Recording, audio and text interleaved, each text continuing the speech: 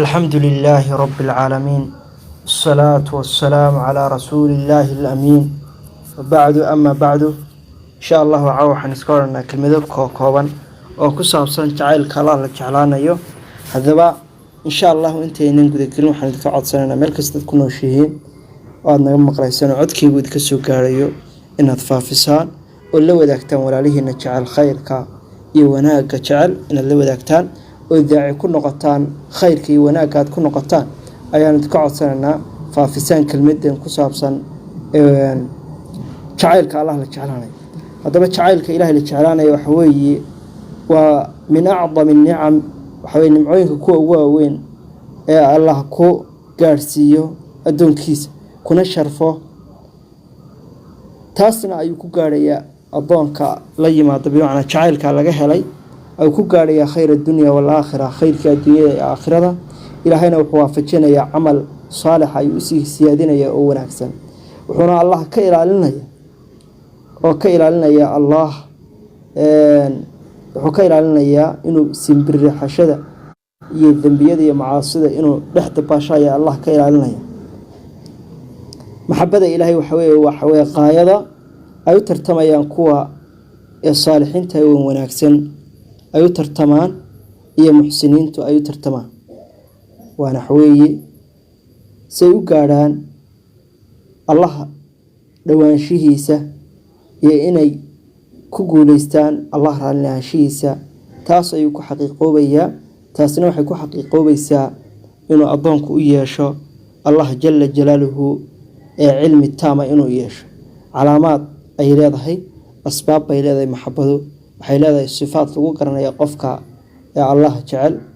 calaamaadka waxa kamid ah Allah inoosh kitaabkii sunnadu ba sheegtay ittibaacu nabiga sallallahu alayhi wasallam inuu qofku raacsan yahay nabiga salawaatullaahi wasalaamu oo qofka nabi maxamed salawaatullaahi wasalaamu alayhi raacsanayn oo adeecsanayn dema noqonayo qof Allah jecel way Allah jalla jalaaluhu wuxuu inoo sheegay قرآن الكريم كوحنا كشاعي قل إن كنتم تحبون الله هداتين قال الله تعالى فاتبعوني النبي محمد الحلويري عاد كترها هداتين قال الله تعالى فاتبعوني إرهاع يحببكم الله وإذ جعلنا يا ويغفر لكم وإذن في ذنوبكم ذنوبتين والله غفور رحيم لأن محايا اتباع النبي صلوات الله وسلامه عليه حلوترنا يا أسبابتا لقوه لي خير فربضا ويه حكم إذا علامات كلو قرنايو حكمدا التفقه في الدين الله إنه قفكو برتو دين الله إنه فهمه أيا كمدا يحكام تشريعه نبي صلوات الله وسلامه عليه وحنا الشيغي من يريد الله به خيرا يفقهه في الدين كي إلهي خير لدونه هو فجنيا دين تايو فجنيا أيا نبي صلوات الله وسلامه عليه نوشه محبة لجعلاده الله لجعلاده waxay ku sahlaysaa oo ku fududeynaysaa dariiqi cilmiga lagu gaarayay diinta Ilaahay waxa kamid ah calaamaadka lagu garanayo inuu qofku ku sifaysnaado sifaadka Allah jalla jalaaluhu oo ku sifeeyay adoomihii iyo muuminiinta ku sifeeyay Ilaahay aayad wuxuu noo sheegay markuu ka soo hadlay adillatin ala almu'minina a'izzatin ala alkaafiriin Allah wuxuu noo sheegay inay muuminiintu yihiin qaar soo dhibeersan oo si dibacsan yihiin inay gaaladana ku adag yihiin yujaahiduna fi sabiilillahi jidka ilaahina u jihaadayaan wala yakhaafuna ayna kana cabsanayn muuminiintu lawmata allah waxa sifaadka muuminiinta kamida inay isu raxmad badan yihiin inay isu dibacsan yihiin inay jecel yihiin ayaa kamida inay si wanaagsan u tacaamulaan ayaa kamida waxa kamida إلا أو قفكو كدداله حيابا إلهي جل جلاله قفك ودوين يا كمذا أسبابتا سببها وحلا علامات كل وقرنا يقف كان حكمذا إنه قفك هره تذكر شعلادان الردنا قبول أو كلا كل ما يقبلتان أي تذكر أقبلان والرأي جيس أي شعلادان أو يقفك شعلادان وحن النبي صلوات الله وسلامه عليه حديث نقشاغي إذا أحب الله العبد هدي الله تعالى على أطوانك نادى جبريل jibriil buu allah u yeedhaa ina allaha yuxibu fulaanan wuxuu allah odhanayaa ilaahay wuxuu allah odhanaya allah wuxuu jecel yahay fulaane faxbibhu jeclow adiguna faxbibhu jeclow jibriilow markaasaa ayaa jibriil ayuu jeclaanayaa wuxuu jeclaanayaa addoonka jibriile wuxuu dhawaaqayaa malaa'igtii samada joogtay ayuu dhawaaqayaa odhanaya hebel ayaan jecelahay idinkuna jeclaada malaa'igtuna markaasay jeclaanaysaa allahna markaas ayuu u dhigayaa arlada korkeeda qubuul ayuu u dhigaya waxaa ka mid ah asbaabta waxaan leeyahay calaamaadka lagu garanaya qofka allah jecel waxaa ka mid ah taqdiimu maa yuxibuhu allahu wa yuriidu calaa kulli shay in qofka au hormariyo wax kastoo allah jecel yahay au hormariyo nebigu salawaatu ullaahi wasalaamu caleyh wuxuu inoo sheegay halaaثu man kuna fiihi wujida xalaawata aliimaan saddex kay ku sugnaato wuxuu helay macaankii iyo dhadhankii iimaanka ayaa nebigu salawaatu ullaahi wasalaamu caleyh inoo sheegay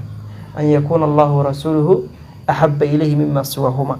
nebigu salawaatu ullaahi wasalaamu caleyh wuxuu inoo sheegay qofka laga helayo iimaanka dhammayska tiran inuu allah iyo rasuulkiisu noqdaan miduu ka jecel yahay cid kasta naftiisa inuu ka jecel yahay cid kasta inuu ka jecel yahay waxaa ka mid ah inuu qofka mid itibaacu nabiisa hadyi nabiy sal slam inuu mid raacsan inuu yahay mid raacsan hadyigii nebiga salawaatu ullaahi wasalaamu caleyh inuu raacsan yahay waxaa ka mid ah asbaabta kugu caawinaysa maxabada ilahay waxaa ka mid ah aliltizaamu biadaa'i faraa'id inuu qofku iltizaamo oo ku dheganaado faraa'ida iyo farallada inuu ku dheganaado awna kana gaabin nebigu salawaatu ullaahi wasalaamu caleyh xadiis qudsi wuxuuna ku yidhi wamaa taqaraba ilaya cabdii bishayin axaba ilayhi mima siwaahuma axaba ilayhi mima iftaratuhu caleyh cafwan nebigu salawaatu ullaahi wasalaamu caleyh wuxuu inoo sheegay inuu allah wamaa taqaraba ilaya cabdii addoonkaygu iguma soo dhawaada ayaa allah leeyahay bishayin shay iguma soo dhawaada oo axaba ilayhi looga kalgacayl badan yahay mima iftaratuhu caleyhi aan waxaan ku faral yeelay looga kalgacayl badan yahay waxaa ka mid ah asbaabta lagu garanayo kugu caawinaysa maxabada ilaahay iyo inaad noqoto qof allah jecel qiraa'atu lqur'aan wa tadabburu aayaatihi inuu qofku noqdo qof aayaadka qur-aanka akhriya kuna tadabburo aayaadkiisa taasina waxay tahay min ahami alasbaab bay ka mid tahay asbaabaha kuwa ugu waaweyn ee qofka muslimka ku caawinaya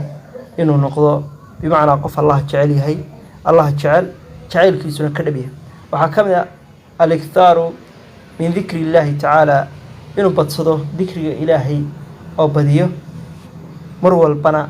ou dikriga ilaahay haysto nebigu salawaatu ullaahi wasalaamu caleyh wuxuu inoo sheegay xadiis looga soo wariyey anna rajulan nin ayaa wuxuu ku yihi yaa rasuul allah rasuulka ilaahay calayhi asalaatu wassalaam ina sharaa'ica alislaam sharaa'icda islaamku qad kahurat calaya way igu tiro badatay ayuu saxaabigaasi marka wuxuu ii sheeg shay oo aan ku dhego ii sheeg nebigu salawaatu ullaahi wasalaamu caleyh wuxuu ku yidhi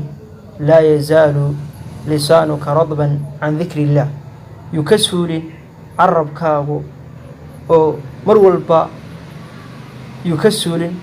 oo ka qallalin carabkaagu dikriga ilaahay ee mar walba ha ku qoyanaado mar walba dikriga ilaahay laasim waxaa ka mid ah sifaadka lagu garanaya kuwa allah jecel yahay aliktaaru min altawbati walinaabati ila allahi jala jalaaluhu inay farabadsadaan towbadda inay farabadsadaan oo allah u noqoshadiisana ay tiro badiyaan sida allah baa inoo sheegay ina allaha yuxibu altawaabiina wa yuxibu almudahiriin allah wuxuu inoo sheegay inuu ilaahay jecel yahay kuwa tawaabiinta ee toobadda keenka badan wa yuxibu almudahiriina iyo inuu jecel yahay allah jala jalaaluhu kuwa istaahiriya waxaa ka mid ah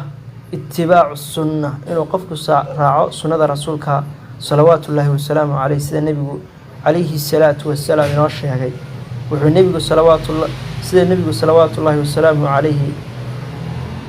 allahba ku yidhi qul in kuntum tuxibuuna allaha fattabicuunii nebi maxamed calayhi salaatu wasalaam waxaad ku tirahaa gaalada haddaad ogtihiin qaar allah jecel